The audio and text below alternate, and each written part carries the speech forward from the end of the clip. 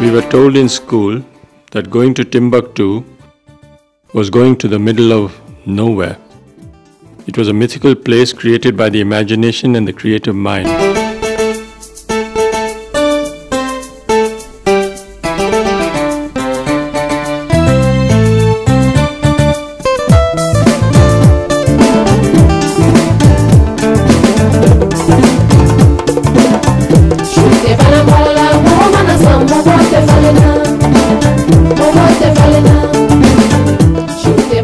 In October 2006, Tombouctou was visited for the first time by an Indian in recent memory.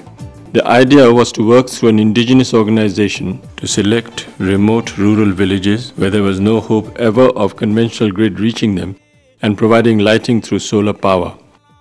Tombouctou is not in the middle of the Sahara Desert, but on the Niger River, and it is the rice and wheat bowl of Mali. It takes 2 days by road and 7 days by boat from Bamako to Tombouctou. Thus basic provisions are scarce and expensive. If a village in Tombouctou could be solar electrified against such tremendous odds, adopting a barefoot approach, then it was possible to replicate this process anywhere. The village of Tinjamban was selected by the Norwegian Church Aid through their local partner Ahmad. Ahmad has been working there for over 10 years. The village is 25 kilometers away from Tombouctou, where the source of income is animal husbandry, farming and handicrafts. All work in the house is completed before the sun sets. The light from candles and torches and kerosene lamps is not enough for the children to read. Some do not have any light at all. It is a nomadic village of some 92 houses and some houses are with traditional architecture. The village has a school and a mosque. The language they speak is Tombouctou and French. The whole village was stunned when it was suggested that 2 illiterate women with no formal education be sent to India for training as barefoot solar engineers. But after several meetings with the whole community, 2 decisions were taken. First, that the community agreed to pay in writing 1,000 CFA for each solar unit per month. Second, that they would send 2 women for training to Tilonia. The first was Aminata, 40-year-old widow with 3 children, living with her brother and father. She was illiterate, lives in a mud house and a tent. The second was Haja, also 40 years old widow with 1 daughter and no educational qualification, and also living in a mud house and a tent. Ahmad and Norwegian Church Aid arranged for their passports, and on the 25th of January 2007, they arrived in Tilonia.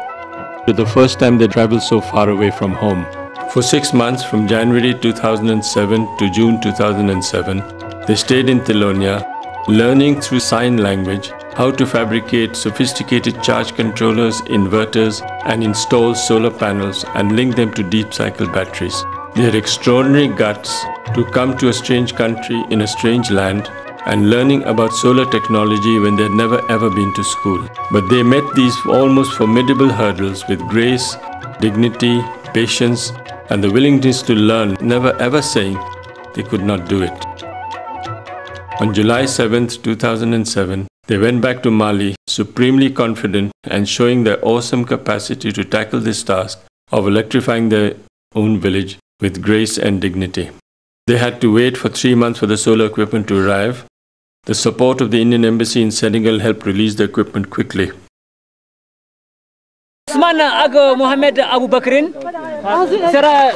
On December the 17th, 2007, it was a big day for the village because that was the day when all the solar units were distributed to the whole village of Tinjamban.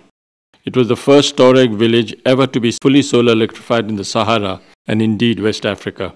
It was the first village ever to be solar electrified in just 10 days by illiterate Tuareg women who had never been outside the country and who had been trained as barefoot solar engineers in India. It took the 2 women 7 to 10 days to solar electrify the whole village.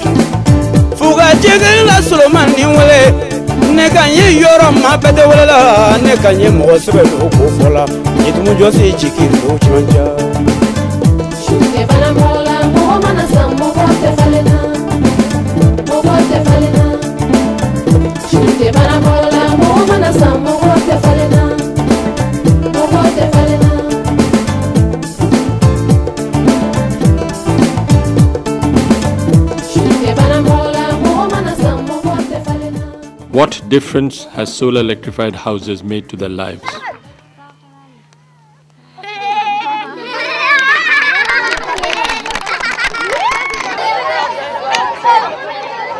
The women can now cook at night in the open with solar lanterns.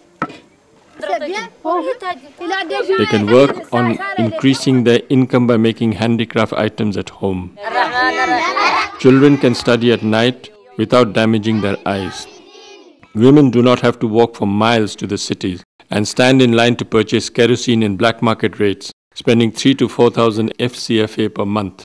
Now they spend only 1,000 CFA per month. Sitting in Tinjamban under the light of India, we're very happy tonight because it was very, very dark in Tinjamban before. Two extraordinary but very ordinary women from Tombouctou have set an example for the whole of Africa and demonstrated how the impossible is possible.